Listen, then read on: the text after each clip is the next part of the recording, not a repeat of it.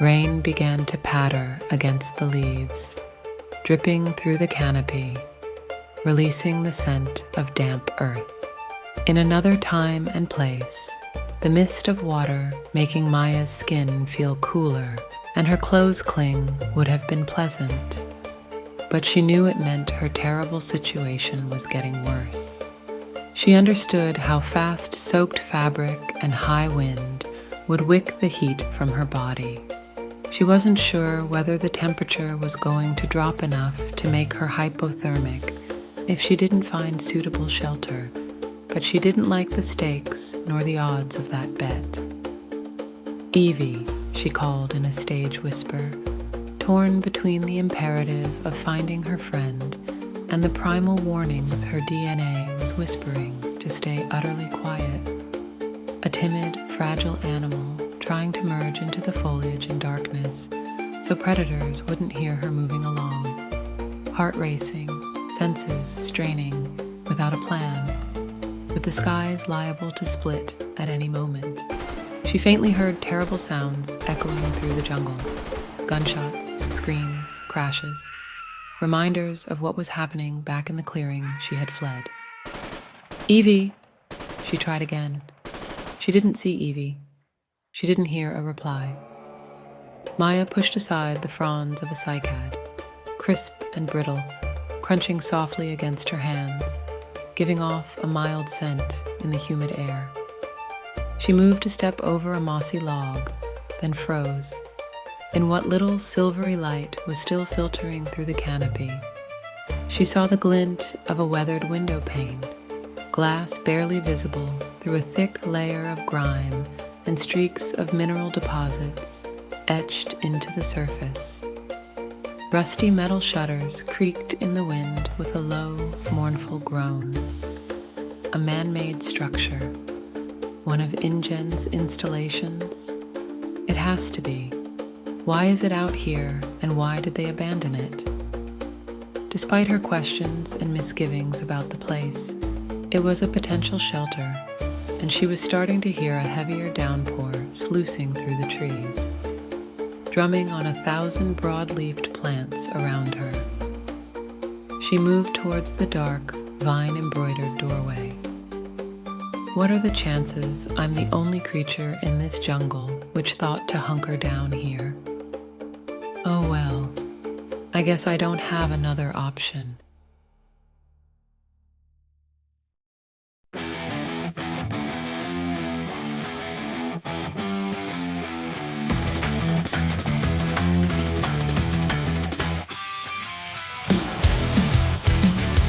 Hi everyone, welcome back to Virtual Muse AI, the MST3K of RPGs. We're continuing our Jurassic Park storyline, so I'll add a link to Session 0 in the video description. That's there if you want to get caught up with how the story is developing so far. Where we left off in the last episode, Evie and Maya had just escaped from a chaotic situation, but they fled in different directions and lost each other in the dark jungle. Abby and I talked about how to deal with our characters being split up and decided to alternate between them in different sessions. We'll focus on Maya and what she's doing in one episode, then switch to Evie and see where she is, and so on, until they eventually reunite, assuming they do. While the characters are separated, we're using a solo RPG system I wanted to try. That's Novel by Grey Army Gaming. The system utilizes random words and phrases from a novel, rather than dice rolls or card draws. The most obvious thing here would be using this novel-based RPG system on Jurassic Park, the novel, for this Jurassic Park RPG. That was my first thought too, but then I remembered I don't have a physical copy of Jurassic Park. It could just as easily work on a Kindle or e-reader, but I want to use That's Novel with a physical book, so we're using a different Michael Crichton novel, Pirate Latitudes. That isn't the perfect symmetry I was hoping for, but at least it's also by the same author, so that's pretty close. Note from the future, when I'm finally editing this video, you can download That's Novel from Grey Army Gaming. The link below brings you to a video where you can learn how this system works and download it for free. The rules specify how to make the tool for framing random text on the page, and because the actual utility of the tool is so simple, there's lots of room for crafting your own in a unique way. Abby and I had far too much fun designing and crafting our version of this thing. As Maya steps into the abandoned installation, the sudden absence of wind and rain outside creates an unsettling silence. Maya fumbles for her flashlight and turns it on, casting flickering shadows around the dimly lit interior. She begins to explore the area, her senses heightened as she moves deeper into the abandoned lab. What does she see around her in the beam of the flashlight? The flashlight casts eerie shadows on the walls as Maya sweeps it around the room, illuminating rows of dusty equipment and abandoned workstations. Vines and creepers have begun to infiltrate the lab through broken windows and cracks in the walls, snaking around machinery, tendrils curling up towards the ceiling. Maya notices a few scattered papers on a nearby workstation, partially covered by a thin layer of dust and debris. Some of the papers appear to be research notes, while others seem to be cryptic warnings or alerts scrawled in haste. Her attention is drawn to one particular note with a sentence underlined multiple times. "They're not contained." Ooh, ominous. Yeah, Maya takes a closer look at the notes, trying to piece together what they might mean. One of the notes mentions a containment breach involving a creature codenamed Nemesis, while another talks about a team trying to track down a rogue scientist who might be responsible for the breach. There's also a notation about a possible escape route being set up in case things go wrong.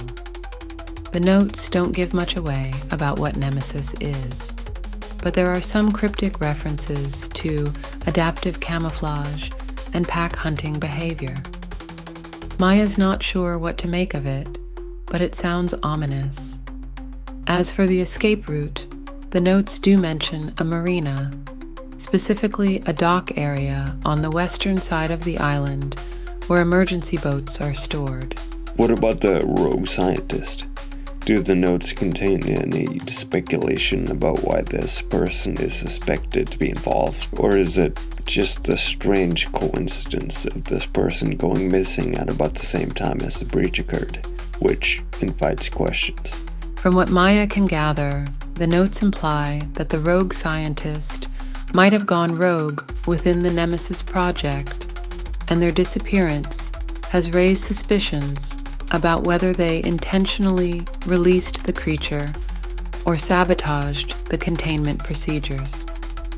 Some scribbled notes seem to hint that they had personal reasons for wanting to escape or disrupt the project, possibly connected to a long-standing feud with another scientist involved in the Nemesis project.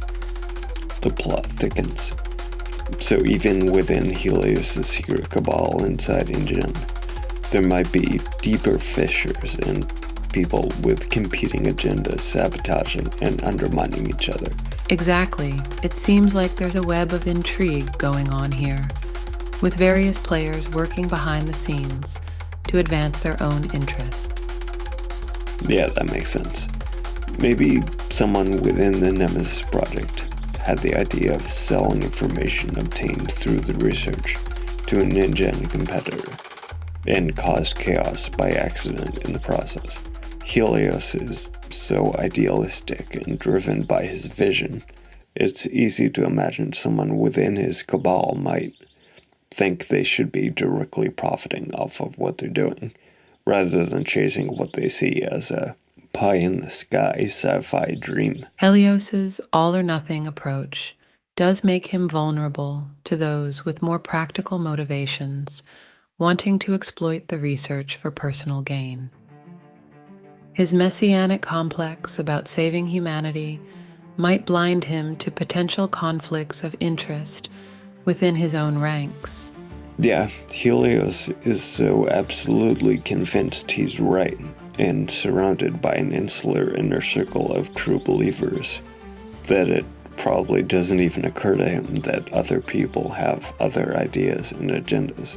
That's a pretty dangerous mindset for someone with access to cutting-edge technology and a disregard for conventional ethics. It's almost like he's become a cult leader, with his inner circle sworn to secrecy and loyalty only to him. I don't think Maya can let her mind wander for too long.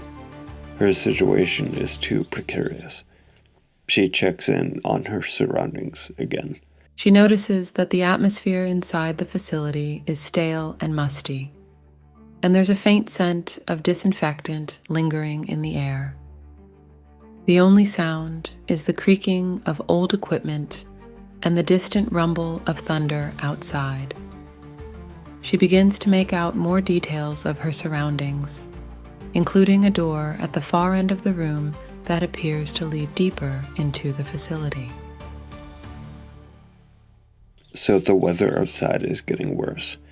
I think there's a window near the messy, overgrown desk where she's been reading the notes, and there are occasional gusts of wind and rain against the glass, like bursts of buckshot.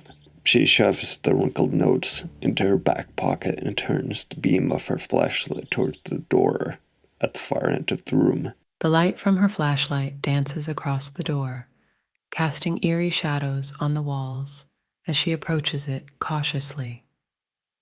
She notices that the door is slightly ajar, as if someone or something had recently passed through it, and she wonders what might be waiting for her on the other side. Let's use the "that's novel" rules about an oracle question. We can ask, is there anything waiting for Maya behind the door? We answer using the novel tool to select a random word, and then we count the number of letters in the word to generate our unpredictable answer. Our random word is a rose. 5 letters gives us the answer, no, and. So there's nothing waiting for Maya in the next room, and there's more to it than that as well. What do you imagine the additional thing is? Maybe a damaged or breached cage of some kind relating to the containment breach described in the notes. Yeah, that's a good possibility. Maybe she'll see signs of a struggle, like scratched walls or torn metal, near a large enclosure that's been forced open or smashed apart. Whatever was inside might have broken out, and Maya will have to figure out what that was and where it went. Yikes. The creature called Nemesis was able to tear metal and break out of a secure enclosure. That's what's really scary. The thought that this creature could escape from a supposedly secure facility and then blend in with its surroundings. I think in this quiet room she has a moment to think back on the creatures which attacked the mercenaries in the clearing, and how unnatural they seemed. She also thinks about the unknown contaminant she identified in the genetic material InGen used. She doesn't know how all the pieces of this mystery relate to each other, but she thinks there must be an underlying connection. Is there anything else of interest in this particular room, or does Maya keep moving farther into the installation? Besides the damaged enclosure, there aren't any other obvious signs of disturbance in the room, so Maya decides to press on, moving cautiously towards the door. This time, let's get a prompt from the novel to shape how the scene unfolds once Maya opens the next door. To do that, we place the tool over the text and read whatever we have isolated randomly in the window, and use a word or phrase from that to inspire us. That sounds like a great way to add some unpredictability to the scene. What's the random text that the tool isolates? And what word or phrase catches our attention? The random phrase is, "The rats chattered and squeaked." How do you imagine that shapes the scene? That's a creepy image. I think it's likely that Maya hears a faint sound of rats chattering and squeaking coming from beyond the next door. The sounds could be coming from genetically modified creatures that resemble rats, but with a reptilian or dinosaur-like twist, fitting the park's theme of experimenting with prehistoric DNA. Ooh, nice. That suggests the facility was abandoned in a hurry, with these poor creatures left behind in the exodus. Maya opens the door and steps into the next room, and the beam of her flashlight reveals rows of small cages and kennels. The creatures inside seem to be a mix of reptilian and mammalian traits, with scaly skin, sharp claws, and unusual growths or appendages. Some of them appear to be diseased or malformed, while others seem to be staring at Maya with an unnerving intensity, their beady eyes reflecting the light from her flashlight. Does Maya get the impression they've been left here for an extended period of time? They definitely look malnourished and dehydrated. Their skin is dry and cracked, and their bodies gaunt. There's a strong smell of disease and decay coming from the cages, making Maya's stomach turn.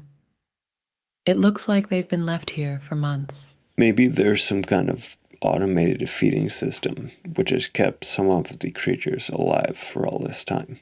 But it's a grim scene, and it's clear that even the automated system is partially broken down. That would explain why some of the creatures appear healthier than others. Maya's finding evidence of a failed experiment, where the scientists' ambitions exceeded their ability to control the outcomes. The breakdown of the feeding system could have accelerated the decline of the creatures, making this place a gruesome testament to InGen's hubris. Maya must think this is why InGen kept this installation secret. It was a place where they could conduct experiments on the fringes of ethics without the public knowing what they were doing and it affecting the family-friendly, profitable brand image they tried to maintain. Makes sense. InGen wanted to keep their more extreme experiments under wraps, hidden from prying eyes and scrutiny. This place is a darkened version of the corporate image they tried to project, a stark contrast to the wonder and magic of the park. Maya feels a wave of compassion wash over her as she surveys the room, taking in the tragic fate of these creatures. They're repulsive to see, but they don't deserve this. One of the larger creatures, about the size of a greyhound, throws its weight against the wall of its cage as Maya walks close, and the corroded wire mesh breaks. The emaciated hybrid creature seems almost as surprised as Maya to suddenly be loose, but it quickly recovers from the surprise and charges towards her. What does the creature look like? The creature appears to be a mix of reptilian and canine features, its scaly skin covered in lesions and sores, its jaws elongated, its fur matted and dirty. Despite its weakened state, it charges towards Maya. Let's break for a message from our sponsor. There's no message to break for. We didn't write a silly ad spot for this one. We didn't? Well, let's say we're sponsoring ourselves then. Can we do that? Sponsor ourselves? That's like, what is the sound of one hand clapping? So let's say this episode is sponsored by the concept of paradoxes. Tired of the same old reality? Does logic feel a little too linear? Introducing Paradoxes, the revolutionary new experience guaranteed to bend your brain and unravel the fabric of what you thought you knew. Ever wished you could be in two places at once? With Paradoxes, you are and aren't. Experience the thrill of simultaneity, the joy of contradiction. Now you can have your cake and eat it, while also not having any cake to begin with. Is time getting you down? With Paradoxes, time loses all meaning. Don't bother checking your watch. You won't need it where we're going. Paradoxes will make you question everything. Are you who you think you are? Are you even here? The possibilities are endless and non-existent. But wait, there's more. Order now and receive an infinite number of paradoxes for the low, low price of free and not free. That's right, an offer so good, it defies all reason. Warning: paradoxes may cause existential dread, profound enlightenment, and/or the feeling that everything is simultaneously meaningful and utterly meaningless. Batteries not included, and also batteries are included, but they may or may not be batteries.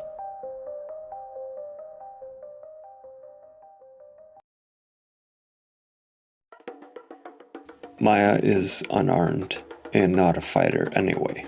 I think it's more likely that she'd pick flight as this thing rushes towards her. What about the wrecked cage in the previous room? Maybe she could barricade herself inside it and that creature couldn't reach her. That's a smart move. If she can make it back to the wrecked cage, she could squeeze inside and use debris to block the entrance. In this system, when our character wants to accomplish a particular task, we make a skill check by first deciding how hard the task is. Easy, 3. Moderate, 4 to 5. Difficult, 6 to 7. Extreme, 8 to 9. Near impossible, 10 plus. Then selecting a random word and counting the letters. If the letters plus our character's bonus, which is +2 for Maya, equal the number for the challenge, we succeed. How hard do you imagine this is for Maya? I'd rate the challenge as moderate, around 4 to 5. Maya knows the layout somewhat, and it's not too far away, but she's still got to navigate back to the cage quickly and block the entrance before the creature catches up. Our random word is drilled. Maya succeeds and gets into the cage, managing to slam a piece of debris over the entrance before the creature can catch up. It snaps and snarls, prowling around the outside of the cage, but it can't get to her.